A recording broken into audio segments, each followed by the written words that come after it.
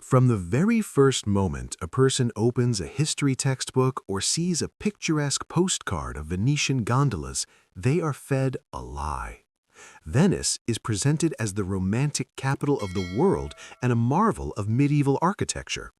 We're told that this stone megapolis, featuring marble palaces, cathedrals, squares, and columns, standing amidst a shifting, rotten swamp on the water, owes its existence to the genius of medieval builders and, most importantly, to wooden piles. Official science, with a slight smile, insists that millions of larch trunks were driven into the muddy, salty sludge and that a civilization was built atop this wooden raft. But set aside the emotion, engage cold logic and mathematics, and this beautiful fairy tale immediately crumbles. Historians insist that the piles have not decomposed for 1,000 years because they are in an oxygen-free environment and supposedly petrified. Any engineer, biologist, or even someone who has simply built a fence will tell you that wood in water is organic material, and organic material inevitably decays. Saltwater, bacteria, and microorganisms do not acknowledge the decrees of historians.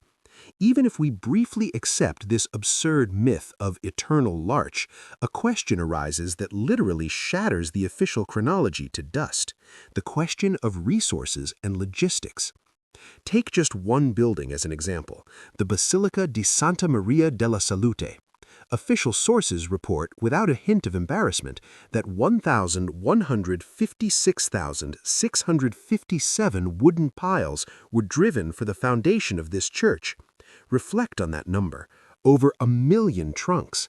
That's not just lumber, that's an entire forest.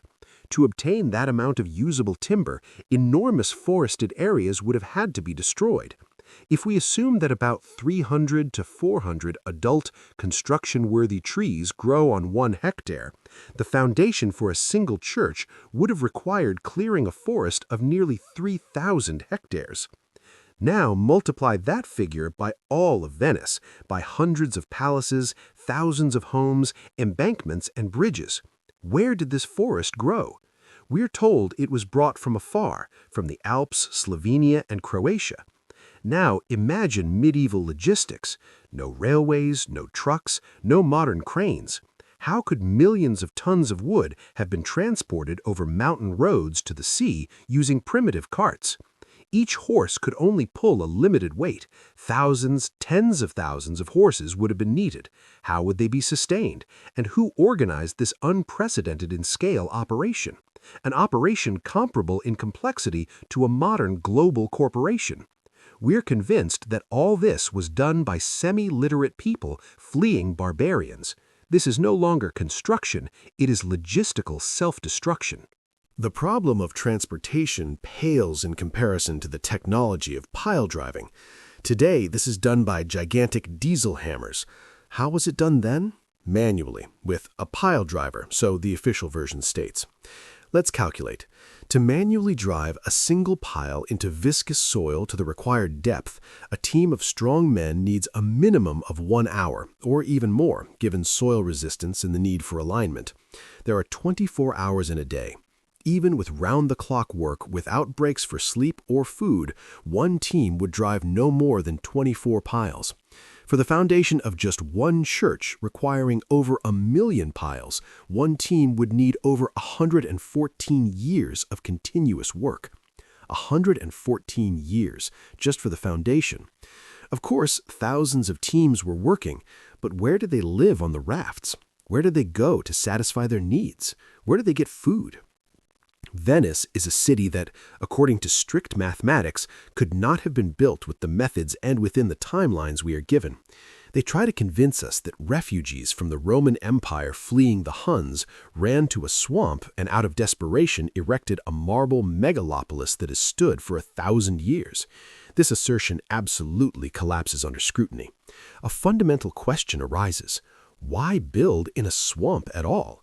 Why create unbearable difficulties when solid ground is nearby?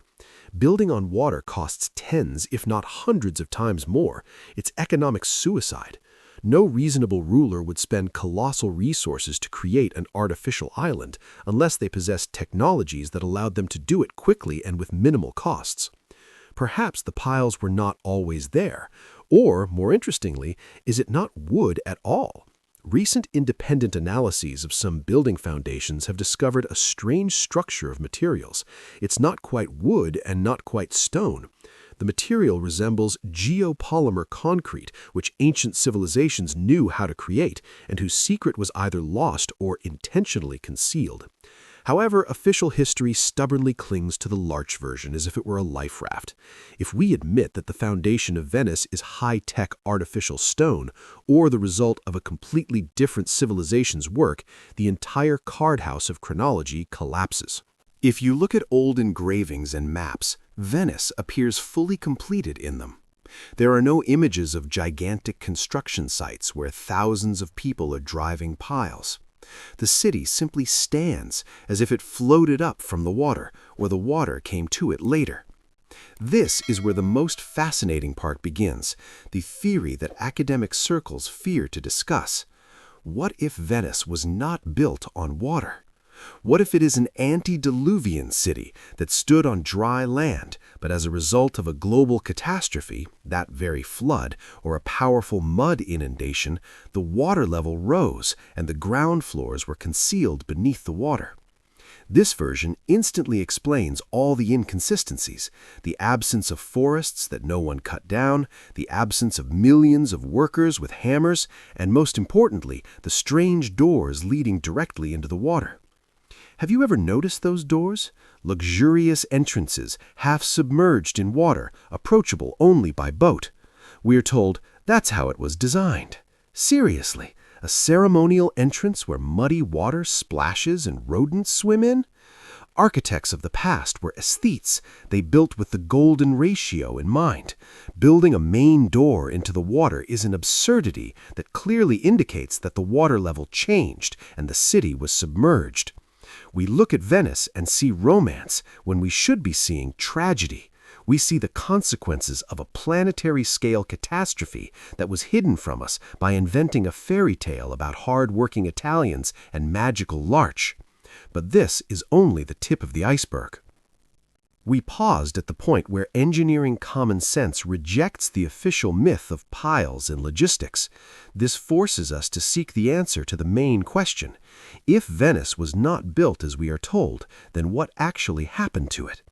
The key to the puzzle lies on the surface, or rather at the water level. Look closely at any Venetian palace. What do you see? You see canals. We are explained that this is a unique system of streets, but look closer. Beneath the modern water level, you can see arches, window openings, and most significantly, luxurious ceremonial doors. Why build a house whose main entrance is not on solid ground, but half submerged in murky, dirty water? This entrance cannot be used normally.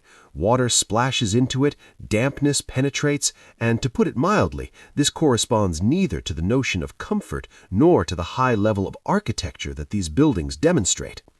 If this were planned as a waterside facade, the entrance would be placed on the upper floors, with beautiful water-protected moorings, but we see monumental palace doors that were clearly intended to open onto a flat paved square or street. These submerged entrances, just like the half-submerged windows of the lower floors, are not architectural refinements. They are silent testimonies to a global catastrophe. They scream that the ground level was once lower, and this city stood on dry land. The canals, along which gondolas glide, are not man-made water arteries dug by people in a swamp. More likely, they are former streets, squares, and avenues. The city was built as an ordinary land-based megalopolis, and then it was struck by a disaster that drastically and significantly raised the water level. Imagine a powerful cataclysm, perhaps occurring several centuries ago, that affected the entire planet. Sources speak of the Great Flood, but a mud inundation or a sharp, catastrophic change in sea level is more probable. As a result of this event, the lower levels of cities worldwide were covered by a layer of soil, or, as in the case of Venice, flooded. This theory explains why Venice has no real functional sewage system other than the lagoon itself. Venice, in its current form, is, from a sanitary perspective, a gigantic, thriving cesspool, which is unthinkable for a wealthy, proud, and cultured republic. We are convinced that all waste was simply dumped into the canals, and this did not lead to epidemics. That is absurd. However, if we accept the flooding theory, the picture changes. Before the catastrophe, when the city stood on dry land, there must have been a complex, developed system of drainage and sanitation, perhaps even utilizing tunnels and collectors, like in ancient Rome. These systems are naturally now deep underwater, waterlogged and silted up. They ceased to function after the streets became canals. Thus, the official Venice is merely the second and subsequent floors of a majestic antediluvian city. When the water came, the people who survived the catastrophe did not abandon their homes, they simply adapted.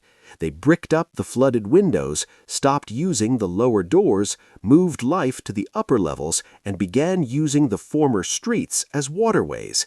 This was not an act of building from scratch, but an act of rescue and adaptation to a new, hostile environment. This also sheds light on the foundation mystery. If the city stood on solid ground, it did not need millions of wooden piles which would have rotted away in a few decades. It needed only an ordinary foundation. But what do we actually see? During reconstructions and studies, it was discovered that beneath many buildings, instead of the expected chaotically driven wooden trunks, there are huge, monolithic slabs that look like a single structure. This does not resemble medieval technology.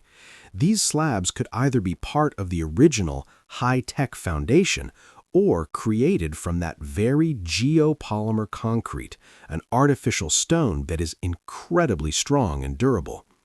When the city was flooded, the ground beneath it became waterlogged and unstable, and the buildings began to subside. And this is where the wooden piles come into play. They were not the foundation from the beginning, but an attempt to reinforce already existing, subsiding structures. Later inhabitants, discovering that the houses were sinking into the softened ground, began driving trunks around and under the slabs to stabilize the structure. These piles became crutches for a dying giant, and the new owners, who rewrote history, simply declared these crutches the foundation of the city, thereby concealing the true origin and technologies. The official version rests on two pillars, the pile crutches and the legend of refugees who managed to create a logistical and engineering marvel out of nothing. But these architectural anomalies, submerged doors and strange foundations, suggest the opposite. We are looking at the ruins of a civilization that surpassed ours. If they could build on a solid, high-tech foundation on dry land, and this city was incredibly complex in terms of internal infrastructure, it means that the people who lived here possessed knowledge that is unavailable to us today. And this leads us to an even more intriguing question. What specific technologies did they use, and how could they create such colossal structures? And why was this knowledge erased from memory? We have established that Venice could not have been built as we are told, and furthermore, there is compelling evidence that it was flooded. Now we need to understand what this city truly stands upon, if not millions of rotting wooden piles. When official science focuses on tales of heroic pile drivers, it overlooks or intentionally ignores far more significant and mysterious facts about the foundation of Venice. Beneath many buildings, especially the most ancient and monumental ones, what is found is not a cluster of disparate logs, but something entirely different. Monolithic slabs and blocks of enormous size, whose structure and strength do not correspond to the medieval level of development. These slabs, in some cases, are not simply natural stone, but an artificial material. This refers to the possible use of geopolymer concrete, a high-tech cementing compound that ancient civilizations, such as the Romans or even earlier ones, knew how to create. This concrete possesses incredible durability. It can harden even underwater and withstand an aggressive salty environment for millennia. If the builders of 11th century Venice truly possessed the secret of geopolymer concrete, why would they need wooden piles, which compared to this material look like primitive toothpicks? The answer is simple: they wouldn't have needed them. Most likely, the original city was erected on a strong, technologically advanced foundation, perhaps on slabs of this very ancient superconcrete. When the city was flooded, this foundation began to subside into the waterlogged ground, and only then, as we have already discussed, did later inhabitants begin to drive wooden piles, attempting to stabilize the collapsing structures. Thus, the piles are not the foundation, but merely an attempt at repair. But the issue is not just the foundation. Look at the construction material of the above-water part itself. Venice is built entirely of Istrian stone, a dense, heavy limestone with low water absorption, which is critically important in the lagoon environment. And once again, we face a logistical nightmare. This stone was quarried on the Istrian Peninsula, modern Croatia, and transported across the entire Adriatic Sea. We are talking about millions of tons of stone. How could this colossal cargo have been transported in the Middle Ages using small wooden vessels? Multi-ton blocks and columns could not have been loaded onto sailboats without the risk of capsizing or sinking. This would have required a fleet that, in its scale and carrying capacity, would have surpassed the entire rest of the European merchant fleet of that time. Yet we are shown no convincing blueprints or descriptions of these gigantic transport operations. Such large-scale transportation, along with the difficulty of pile driving and the absence of forests, leads us to a shocking conclusion. The city must have been built either at the site of the stone quarrying or by those who possessed technologies that allowed them to move enormous loads with incredible ease. Perhaps this involved knowledge of levitation, or the stone blocks were not transported but produced on-site using that same geopolymer concrete. That is, the builders did not haul finished stone but created it from local materials using a complex chemical formula. And finally, another greatest mystery related to materials: bricks. Venice, along with marble, abounds in brick buildings. We are told that these bricks were fired in kilns. To produce bricks in such quantity, suitable for building a megalopolis, required gigantic kilns capable of maintaining a temperature of at least 1,000 degrees Celsius. Where were these kilns located in a city supposedly built on a shifting swamp out of wood? Any large-scale brick production means smoke, soot, and most importantly, a huge fire risk for wooden structures. There is no archaeological evidence of such massive production centers either in Venice itself or on neighboring islands that could have supplied the city with billions of bricks. Furthermore, Venetian bricks possess a phenomenal resistance to salt water, not crumbling into sand over centuries, whereas modern brick degrades much faster in such conditions. This indicates that their production technology was either unique or lost. We, people who fly into space and created the most complex computers, cannot replicate masonry that was supposedly done in the 11th century. We cannot create a brick that will lie in salt water for 500 years and not disintegrate.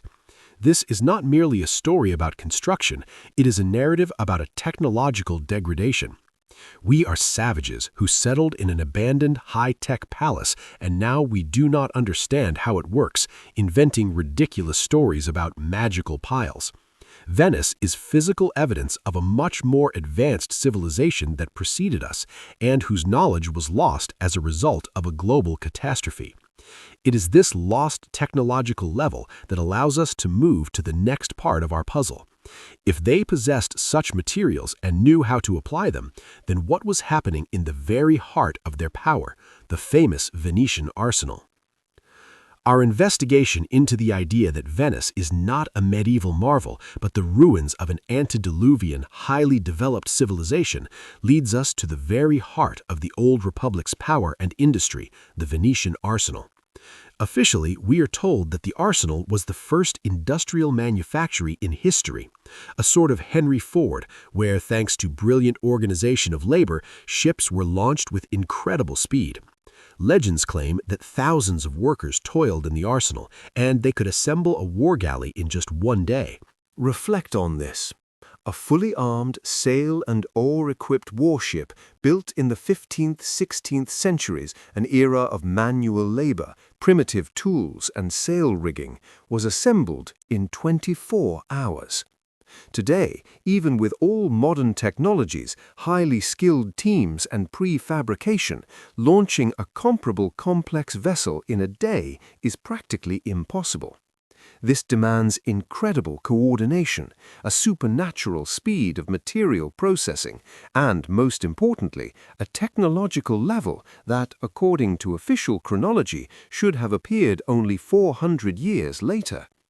The claim of assembling a galley in a day with 16,000 workers sounds not like a historical fact, but like a propaganda legend created to frighten enemies and exaggerate Venice's might. But what if the truth lies somewhere in the middle, and the arsenal really did demonstrate such incredible productivity, but for a completely different reason? There is a hypothesis that the arsenal was not a place for creating ships, but a place for their repair and maintenance. If we assume that the Venetians, or those who settled this city after the catastrophe, inherited a huge fleet and complex technology from the previous technologically advanced civilization, then the arsenal could have simply been a giant repair dock. Its true purpose was to quickly fix or relaunch the remaining equipment. In that case, in one day they could not build a galley, but replace a damaged module, repair an engine, perhaps based on some lost technology other than sail and oars, or simply change the rigging to make the vessel look like new. This transforms the arsenal from a primitive manufactory into a garage of the gods, a repair base for mechanisms whose secrets they were unknown to, but whose maintenance they could perform. It is this lost technological level that links the arsenal with our previous topic, construction materials. We have already spoken of the phenomenal strength of Venetian bricks, capable of enduring centuries in salt water. Bricks in such quantity for construction would have required colossal kilns and a continuous supply of clay and fuel. Where were these kilns? They would have been a source of constant fire danger in a medieval city. The absence of archaeological evidence for such massive brick factories, as well as the incredible quality of the brick itself, confirms the theory that the construction materials were not produced artisanally, but created using lost industrial technologies. Perhaps in the arsenal itself, or nearby, there were not shipyards, but industrial workshops capable of producing not only parts for galleys, but also building blocks. But the mystery of the arsenal and the materials pales before Venice's darkest and least discussed secret, the demographic enigma. After catastrophic contagions such as the Black Death, Europe lost a third to half of its population. It would be logical to expect economic and construction decline. However, in the chronology presented to us, the Renaissance flourishes immediately after the devastating contagions of the 15th century. And, most importantly, there is an explosive growth in Venice's construction, requiring millions of working hands. Where did so many people suddenly come from to populate these empty cities and accomplish impossible logistical and construction feats? This paradox generates the most shocking hypothesis. Venice, like many other European cities, was populated as part of a global reboot after the catastrophe. The cities were empty but intact, standing like gigantic stage sets. To relaunch civilization, a workforce was needed. Some researchers draw attention to strange symbols in Renaissance art, as well as paintings depicting infants. This interpretation, although it seems like fantasy, suggests that the new rulers controlling the remnants of antediluvian technologies might have used certain incubators or systems for rapid population reproduction to quickly fill the empty cities with compliant and easily managed people. We may be descendants of those who were rebooted in the 15th, 16th centuries, people with short memories and a false history, who were persuaded that they were refugees or great builders. This theory does not just question the method of Venice's construction, it questions our very origin and the true age of civilization. The Venetian arsenal, with its unbelievable productivity and incomprehensible technologies, and the demographic paradox, are two sides of the same coin. Proof that what happened here was not just construction, but the adaptation and relaunch of civilization on the ruins of a world that was destroyed. But what kind of world was it, and what other mysterious fragments of former knowledge remain on the surface? This brings us to the final, most ominous secrets: sculptures, glass, and why Venice is singing. Our journey through Venice is a descent down the steps of official falsehood to the truth about a lost civilization. If the mysteries of the foundation, logistics, and industrial productivity, the arsenal, point to lost technologies, the final, most exquisite details of the city, its art and materials, are direct fragments of that more advanced era. Venetian art and the technology of Murano glass are not just crafts, they are evidence of scientific knowledge. Murano, an island near Venice, became a monopolist in the production of mirror glass, the secret of which was guarded under penalty of severe consequence. We are told this was a commercial secret, but why? What was its unimaginable value? Murano masters might not have just been blowing vases, they might have been preserving the remnants of lost knowledge in optics. The production of perfectly clear lenses and mirrors with high reflectivity required not just skill, but precise control of chemical composition and temperature, knowledge that would have been logically impossible under medieval conditions. It is likely that these secrets were guarded not from competitors, but from those who might use them to restore the former, dangerous technological power. Even more astounding are the marble sculptures of Venice and the neighboring regions. Take, for example, famous sculptures where the marble looks like the finest transparent veil covering a body, or where the stone is worked into a minute, perfectly even mesh. To replicate this by hand, using only a chisel and hammer, is impossible. Any stone carver will say that marble is too fragile for such delicate work. It would shatter under the tool. This leads us to suggest that these masterpieces were not created by manual labor, but by high-precision automated methods. This could have been either 3D milling, controlled by complex software, or even more incredibly, marble casting. Admitting that these masterpieces are the result of a machine or an unknown casting process immediately refutes our pride in technological progress. It means that we did not evolve, but degraded to the level of primitive manual labor, while our predecessors possessed tools we can only dream of. Even Venice's symbolism holds hidden messages. The winged lion, the symbol of St. Mark, is not just a mythological animal.